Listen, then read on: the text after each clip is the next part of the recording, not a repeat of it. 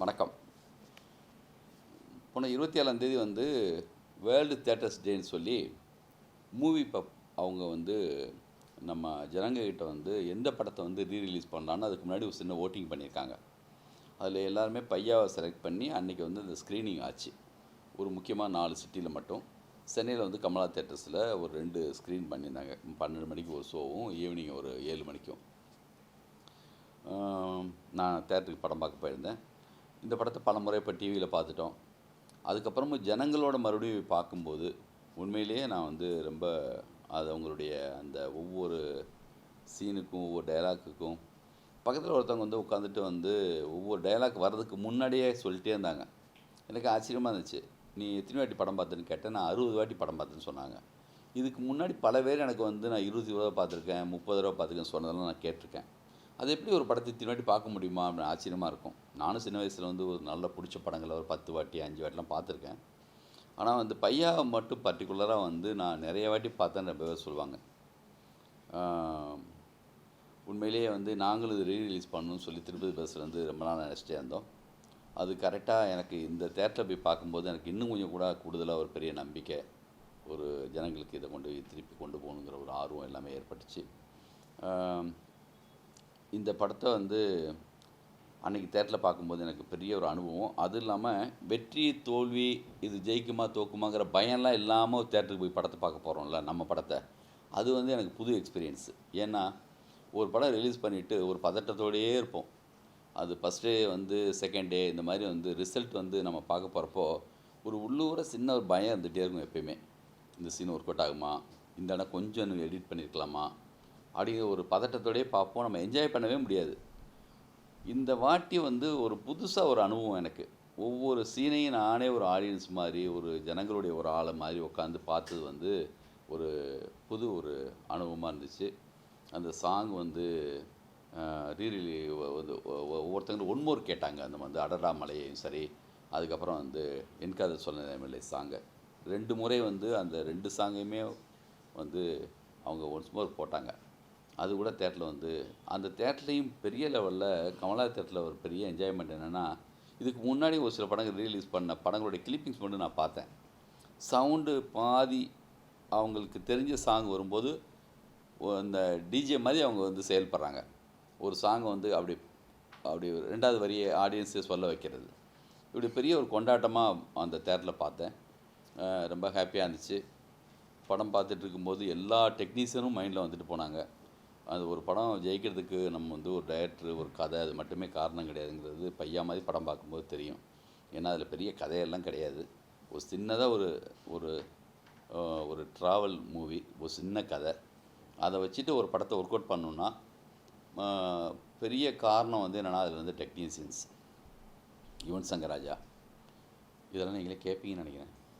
அப்படியே அதை நான் விட்டால் நான் போயிட்டே இருப்பேன். முடிஞ்சிச்சு இருந்துச்சு போயிடலாம். இது ஓகேவா? இல்லை ஒன்மோர் போகணுமா? நடுவில் ஏதோ கொலை இருந்துச்சு, அதுதான் கண்டென்ட் ஆகிடக்கூடாது. ரீரிலீஸ் மூவிகள் வந்து நீங்களே சொல்லியிருக்கீங்க எல்லா தியேட்டர்லையுமே வந்து இப்போ ரீரிலீஸ் வந்து சமீப காலகட்டமாக இது பண்ணிட்டு இருக்காங்க. ஸோ இந்த ஒரு ட்ரெண்டை எப்படி நீங்கள் பார்க்குறீங்க?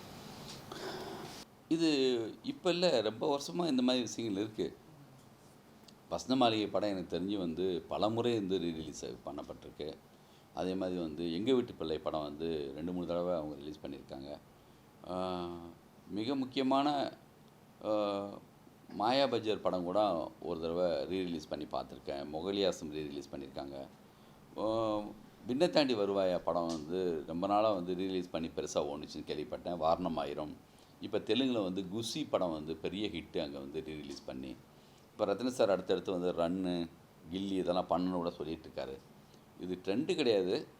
அது இந்த ஒரு கேப்பு வந்து எப்பயுமே கூட என்னென்னா ஒரு ஒரு ஒரு ட்ரையான ஒரு டைமிங் ஒன்று வரும். அப்போ ஏதாவது படங்கள் வந்து இல்லாத நேரத்தில் என்ன பண்ணலான்னு பார்த்தா,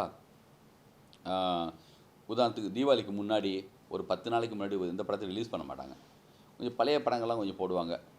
அந்த மாதிரி ஒரு எலெக்ஷன் டைம், கொஞ்சம் சினிமாவில் ரிலீஸுக்கான பெரிய படங்கள் கொஞ்சம் இல்லாத நேரம், இது எப்பயுமே தேட்டர்ஸ்காரங்களுக்கு வந்து என்னென்னா ஒரு பழைய படங்களை போடலாமேன்னு இருப்பாங்க.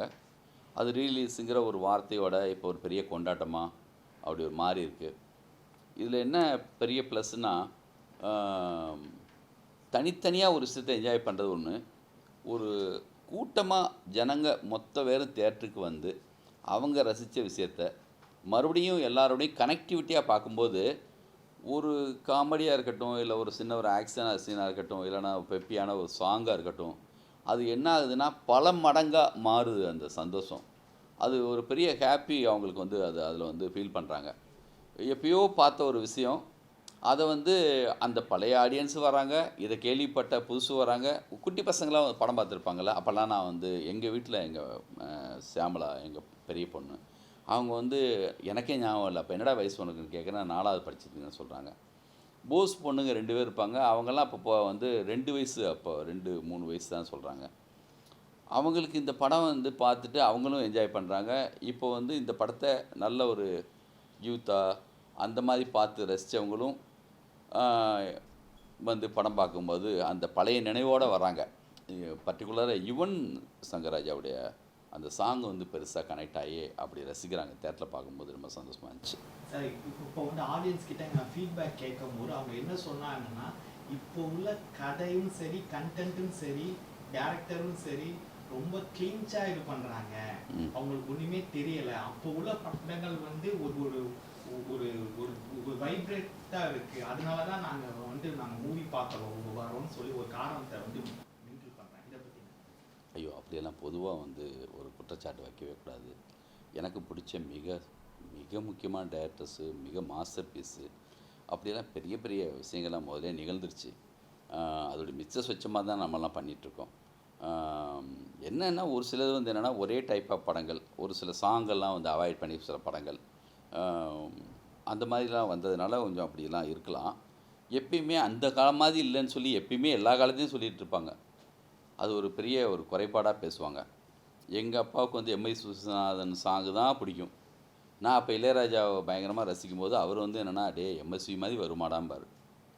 அப்புறம் வைரமுத்து சார் கவிதை எழுத ஆரம்பித்த பிறகு கண்ணதாசன் மாதிரி இருக்குமான்னு சொல்லுவாங்க. அதுக்கப்புறமும் ஒருத்தங்க வருவாங்க, அதுக்கப்புறம் ஒன்று நடக்குங்கிறது எப்பயுமே நிஜம். அது காலகட்டத்தின் கட்டாயம் மாதிரி இருக்கும். அதனால் பழைய மாஸ்டர்ஸை வந்து நம்ம வந்து பழைய கிரேட் டைரக்டர்ஸை வந்து நம்ம வந்து எப்பயுமே குறைச்சி மதிப்பிடக்கூடாது.